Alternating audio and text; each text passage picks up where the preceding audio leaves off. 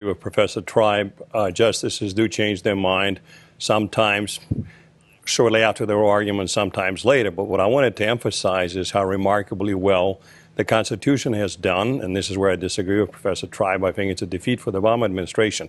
Let's not engage in historical revisionism. For over 2.5 years, the administration and every supporter of the Obamacare has been justifying the individual mandate on the basis of a Commerce Clause and the necessary and proper clause in a way that essentially devalued the constitutional architecture in this country.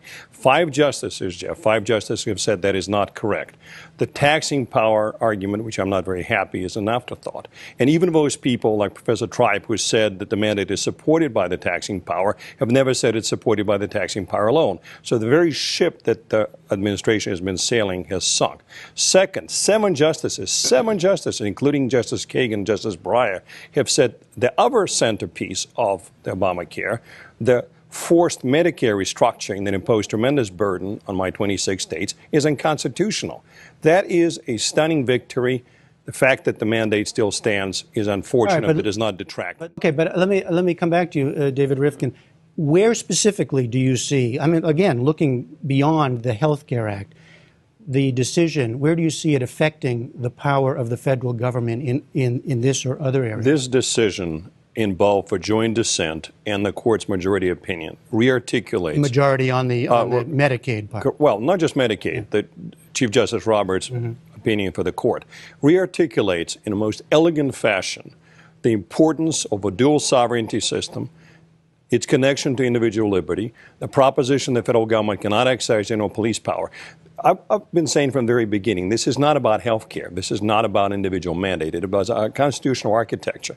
The fact that this decision does it with vigor I've not seen since certainly the Lopez decision, where it was only a concurring opinion by Justice Kennedy, is remarkable. And even on the taxing power, Professor Tribe misses the point with respect that there are limiting factors that the Chief Justice hung his head on. For example, the total size of a penalty. I think if a penalty was in the thousands of dollars, the decision may have come out differently. But what's important in the long run, again, to correct this mistaken impression, which this administration has unfortunately propounded, that somehow those structural separation of powers issues are archaic, this is not important, only matters what was good from a matter of policy and politics. So the way I characterized it earlier, wait, hold on just a second, Professor Tribe. The way I characterized it for your side as a loss in the immediate sense, but you see a victory in the larger. A strong victory that's going to rebound through decades of case law. Permissible because of several different sources of power.